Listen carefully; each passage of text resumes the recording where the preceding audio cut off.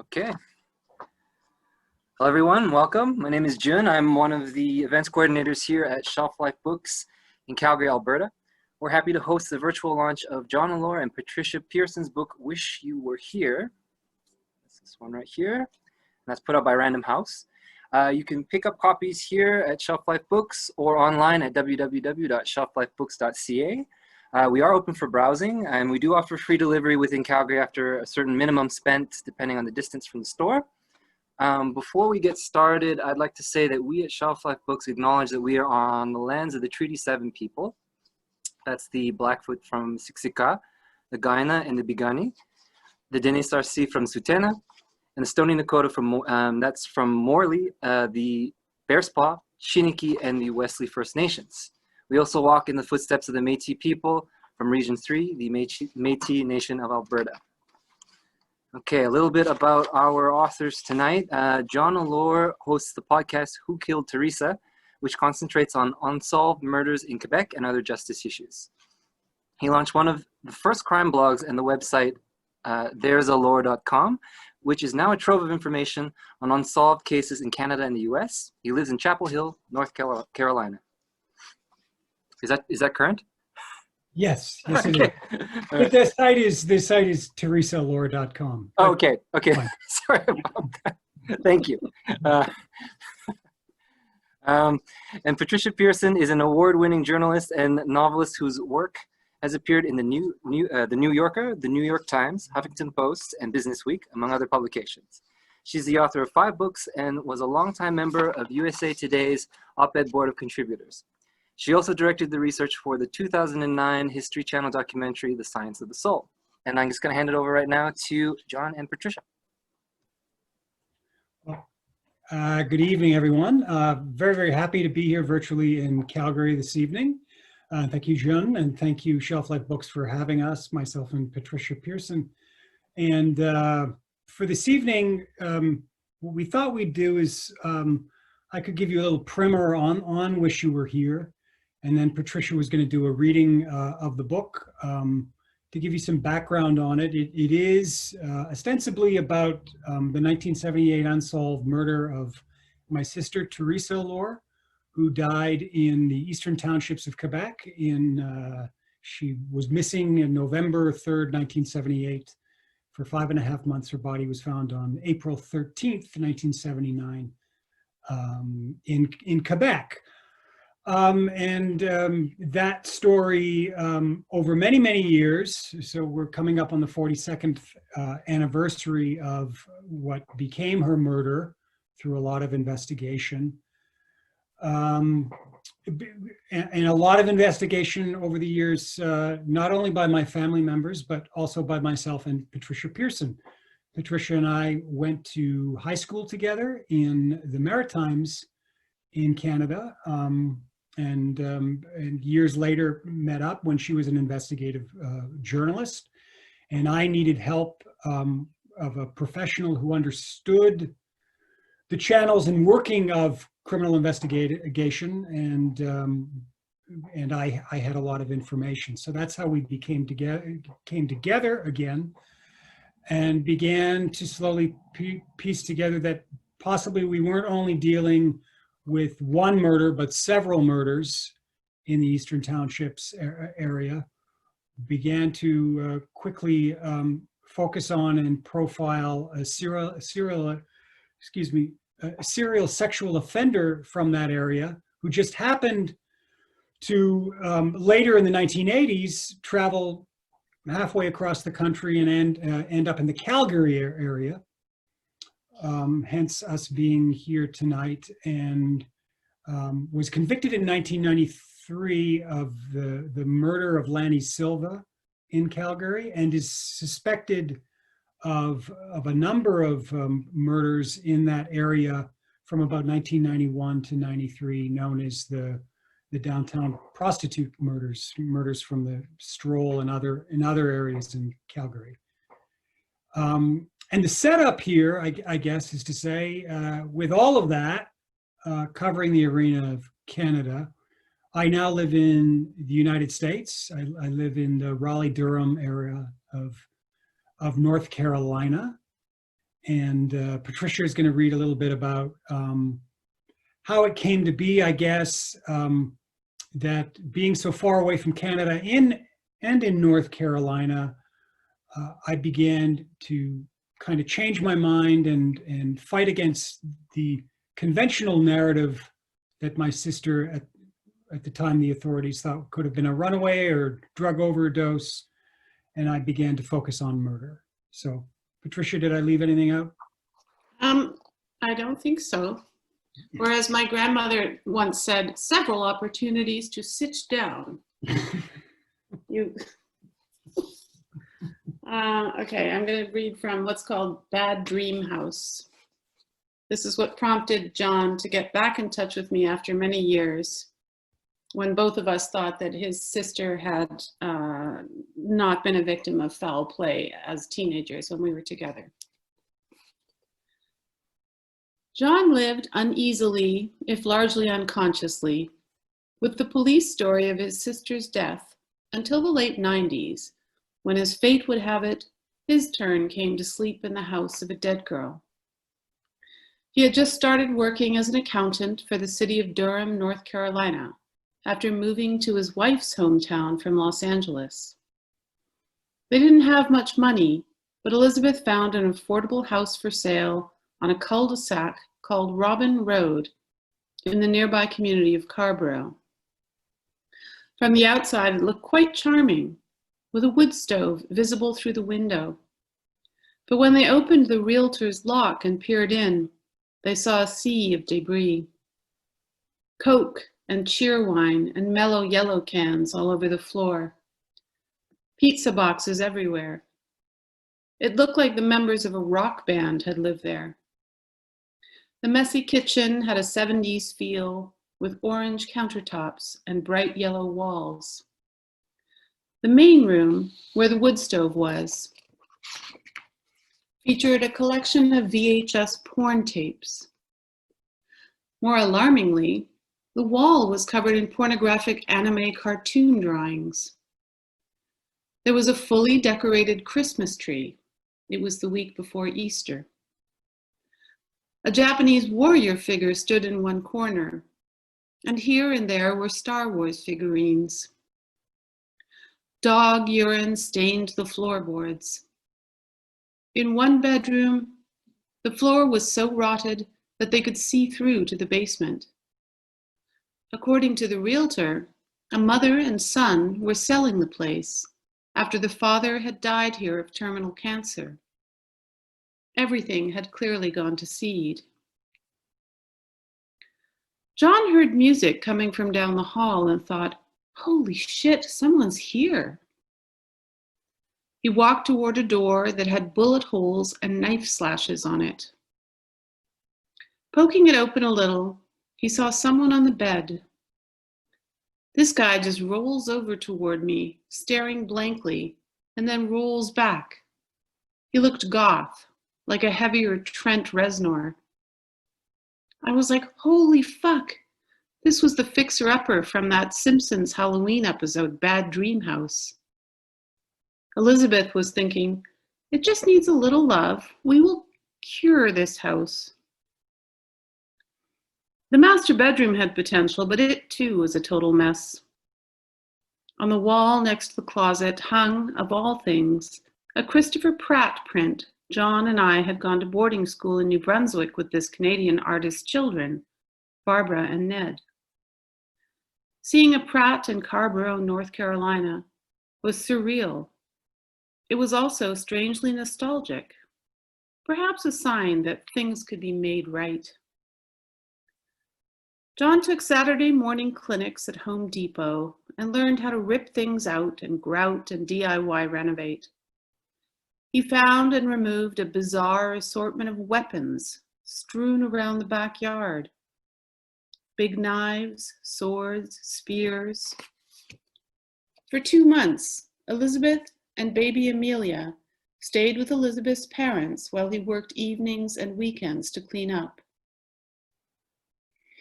Almost immediately after moving his family in, John received an urgent message at work from Elizabeth.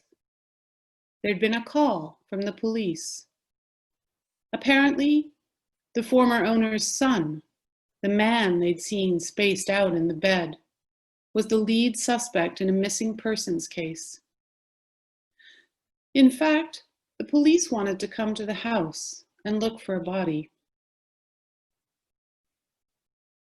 John drove home to find on the front porch Chief of Police Carolyn Hutchinson, whom everybody called Hutch, Investigator John Lau, and the town attorney. They explained the circumstances. Andrew Dalzell, the sleeping son, had gone to a pool hall in Scarborough called Sticks and Stones the previous year. He was seen sitting in the corner, drawing anime on his sketch pad and drinking a Coke. A 30-something local named Debbie Key showed up, a little tipsy, and was seen giving Dalzell a shoulder massage before leaving with him. The next day, her car was found abandoned in the parking lot of the Bank of America next door to the bar. Her purse remained in the unlocked car, but Debbie Key had vanished. It took the police almost a year to trace Debbie's disappearance back to Dalzell. They eventually connected the guy witnesses had seen drawing anime in the bar to the man who was living at 500 Robin Road. They couldn't prove his involvement, so they would drive by the house periodically. Recently, on one of Hutch's drive-bys, she'd noticed that all the junk in the yard had been cleaned away and replaced with children's playthings. Her first thought was, holy crap, somebody bought this place? Then she called Elizabeth.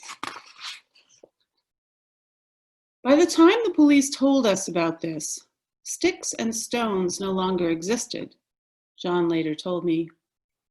Instead, it had become a children's consignment store called Chicken Noodle Soup, owned and run by Elizabeth after we got a town loan. So just to be clear about the complete absurdity here, we had acquired and renovated the abduction site, and then we had acquired and renovated the suspected murder site. And one little extra bit from this chapter, because the police did come and they did confirm that a body had been hidden at some point in the crawl space of the house. John and Elizabeth organized a smudging ceremony for the house. Somebody advised them to put a crystal in the southwest corner. We put a crystal in every fucking room. It wasn't that the house felt haunted to John. It was more that it just felt dead. The wind didn't blow there. Our wind chimes never stirred. One night, the family was asleep near dawn when the front door went boom, boom, boom. A man's voice called, "Is everybody all right in there?" Boom, boom, boom. "Is everybody all right in there?" They got up and walked down the hallway from the master bedroom, Elizabeth behind John. We could see the cherry top light of a cop car. Adjacent to the front door was a rectangular window, and I could just glimpse the hat of a state trooper. John opened the door, and the trooper repeated his question.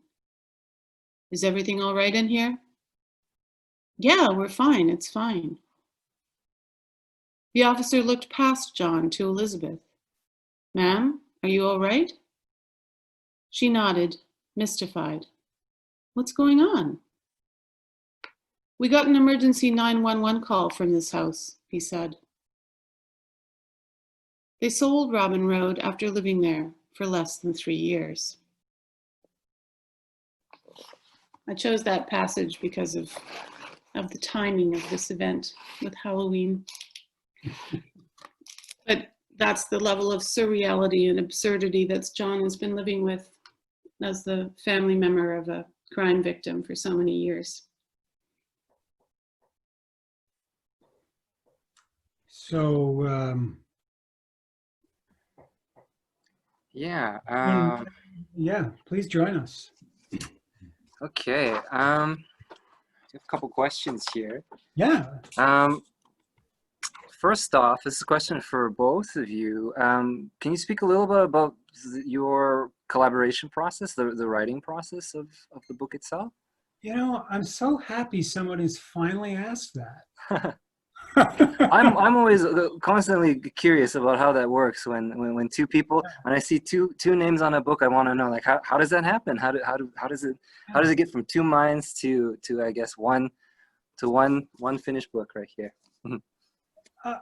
I don't, Patricia, do you want to go for, I don't Yeah, care. sure. I mean, so that chapter that I read from was actually originally written by John in first person as a story of his experience. And I mean, there are sections of the book that I wrote and that arise directly from my own personal experience, obviously. But whenever we came to something that had been very much from John's experience, and when I wasn't there as an observer, we had to make a decision about how do we, do we do this as kind of alternating voices in a book? Does that become confusing to the reader?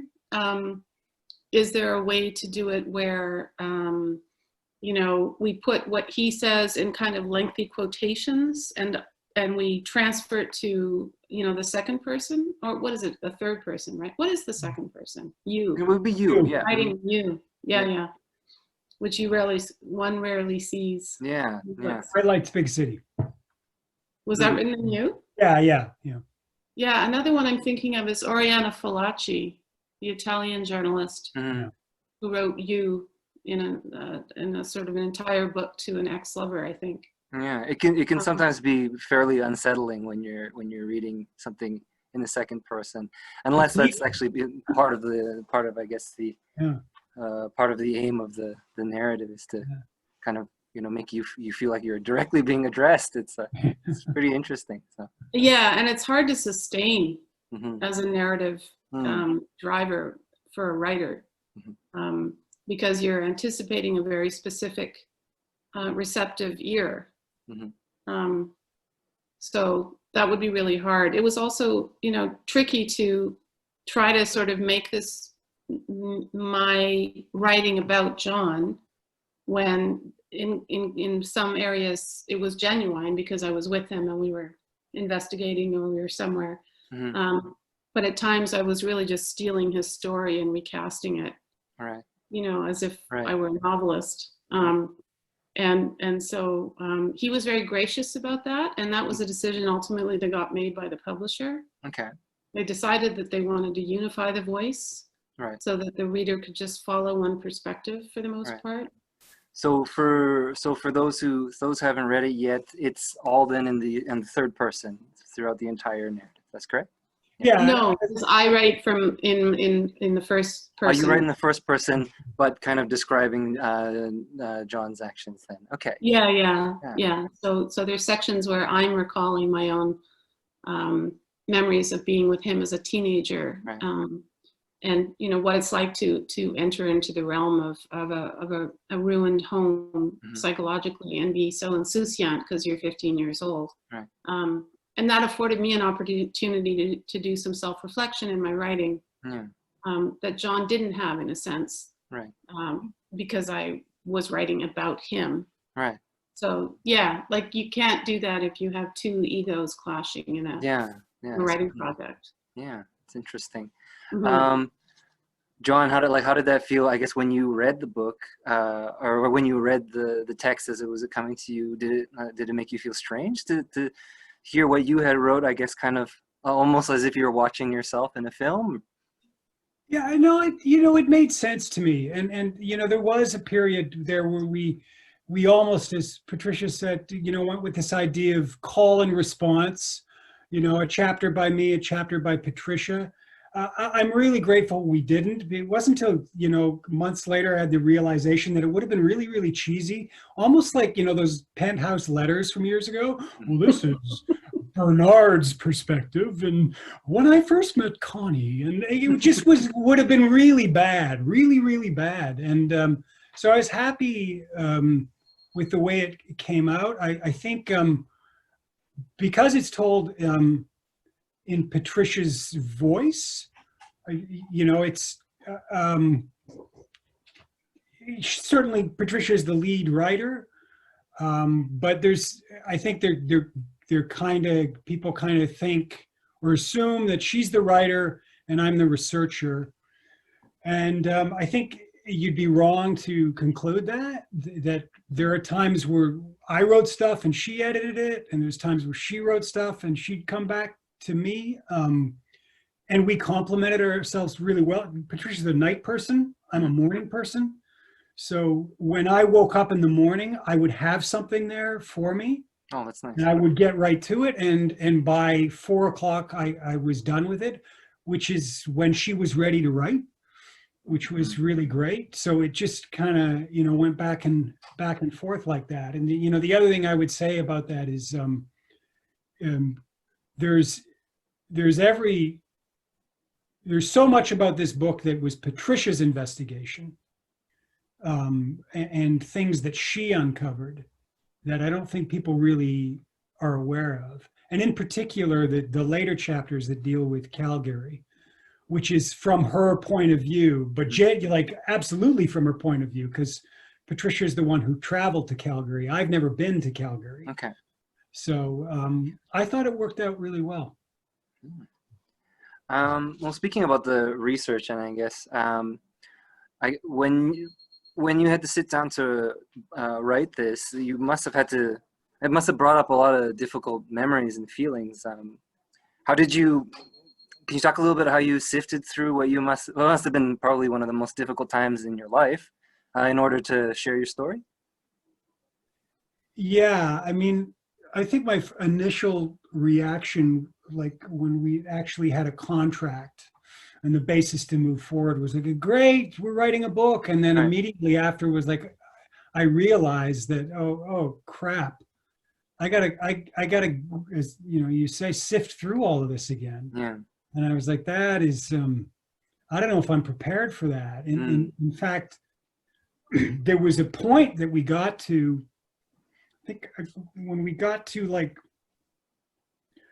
some of the work we did around the 2000s, like from 2000 to 2008, where we got there and, you know, Patricia was sort of like, okay, what else do you remember? And I was done.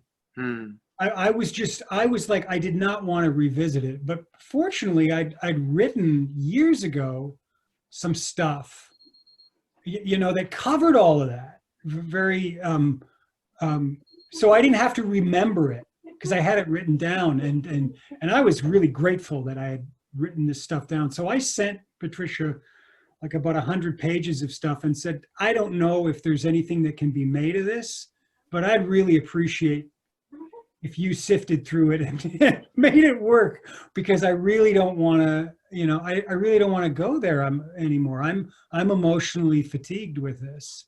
So it is, and you know, self-care is, you know, I don't want to be cliched about it, but it's very, very important. It's part of my daily routine. Yeah. Well, it's I mean, it's a fine accomplishment that you got this book out. And imagine for a long time when you began your investigation, people, police, perhaps friends, didn't believe you. How did you feel, and how did you gather the strength to kind of push through that initial kind of disbelief until you found proof of what happened? Yeah, I sort of have to remind myself, because rage. Well, there's that, yeah. But also, you have to take your victories where they present themselves, and there's an awful lot of people out there, crime victims in particular, who feel that their loved one's case was mishandled or not taken seriously by police authorities, by law enforcement. And I am very fortunate that, when I look at the big picture, I was a guy who managed to turn change law enforcement's mind, and able to get them to say, your initial ruling on this as a you know, is a unexplained death or something, and gets you to turn around and say murder, was kind of you know, it's not easy to change law enforcement's minds, and I was able to do that. So there's a lot of, you know, I would say, in answer to your question, I'll start with that victory. Right. And I'll take that victory, and you know what other people think or don't, or you know, whether I'm a Cassandra, you know, crying out, or you know, like the guy from Enemy of the People, the well is poisoned. Yeah, I've been that guy kind of all my life, and it's fine. But convincing the police was, for me, the real icing cake. Yeah, but you were right. So, Patricia, do you have anything to add to that at all? Just that I'm thinking about the fact that a large part of the way that this story evolved came out of the women who came forward to us after we first. So I first published a like abbreviated series in the National Post in 2002. Okay. When we first started investigating together, John and I. And then the most extraordinary number of women came forward and relayed stories to us. And then it happened again in Calgary. So it was, you know, much of the tale that I tell is the tale of other women and their experiences and how they fill in the blanks and how they flesh out this landscape.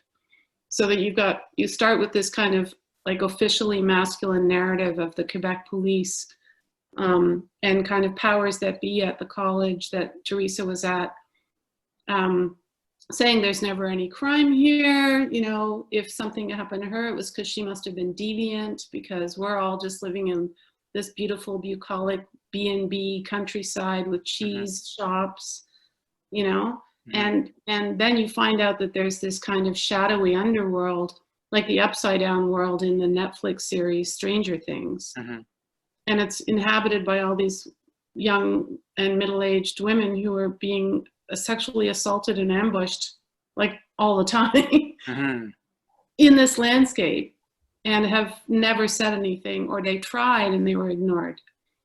And so they come forward and they provide you with that depth of tale. And that enabled us to then later on, when we, you know, to write the book and to further voice some of those women's experiences, which was pretty amazing to me. So it felt like almost collaborative, you know, and because they also were the ones that provided us with the assailant descriptions that ultimately led to this guy that we followed to Calgary. I mean, one of them had actually made 2 sketches. Oh, yeah.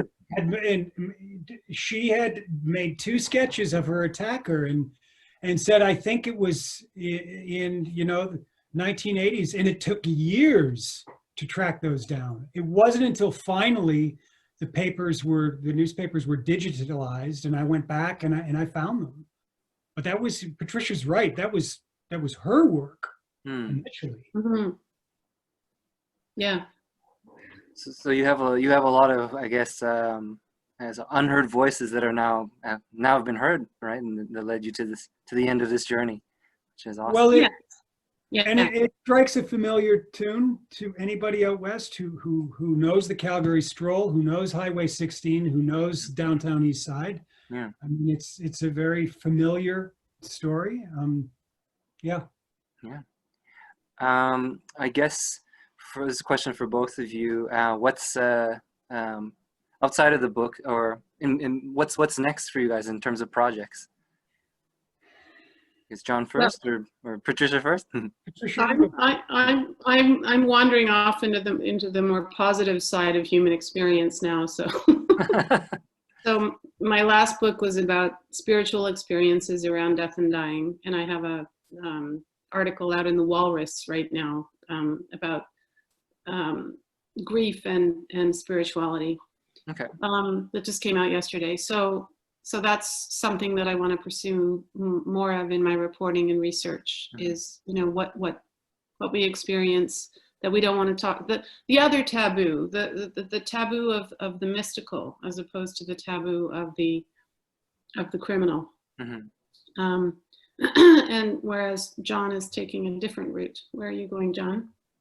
Well, I do feel like there's more to say in Quebec. I think the story of my sister is completed, but I think there are other stories that really interest me in the region of unsolved murders. But I'd like to take a break from Quebec for right now. And since I live in North Carolina, there are also there's a couple of areas here of marginalized and missing women that I'm very interested in and have been, I'd say slowly over the years, been approaching, and kind of feel now is the right time to maybe develop that a little further. Okay, great. Your podcast, it's called Who Killed Theresa, is that correct? Yes. It's can people who may be dealing with these unsolved crimes, can they approach you somehow to talk on your show, or? Oh yeah, absolutely. I mean it's you know, it's almost exclusively Quebec, but I break from the mold. I had you know, Jessica McDermott and Gladys Reddick on to talk about their book Highway of Tears. When I see something that I'm really interested in, I'll go to it. I just today interviewed Justin Ling about his book Missing from the Village, because again, another story that I think, and had a great conversation with him about, you know, both of us, our reluctance to even use the term serial killer, and how we don't really like true crime, but I tend to get put in that box, but it's not, I see myself more of a social justice guy than a true crime guy, but people are going to see what they see. But there's a number of good people in Quebec. You know, not only people have come to me with their stories, and if it feels right, I'll tell their story, you know, but even beyond that, I mean, I have friends in Quebec who do very good things. And another, Stéphane Luce is one of them. His mother murdered in 1981, unsolved, pursuing it. And Stéphane started something really easy and practical and fantastic. He put together a real low-tech idea of putting the faces of missing Quebec people from that era on the back of transport trucks with a number. Again, you know, real simple idea, but that's his thing. So they go, those trucks drive the roads all over Quebec. And to me, that is better than in some cases, like a Facebook ad group or a podcast, or, you know, there's a lot of us who are passionate about this and would like to see some of these lesser known crimes solved. Absolutely. Okay. Well, I think we'll wrap it up for tonight then. Thank you both. Thank you, John. Thank you, Patricia, for your time and for sharing your story. Yeah. Thank you so much. Thanks to Shelf Life. Yeah, absolutely. And one more time, we'll flash the cover here. We do have copies of Wish You Were Here for purchase. And yeah, you should read it. All right. Thanks a lot. Thanks, Jen.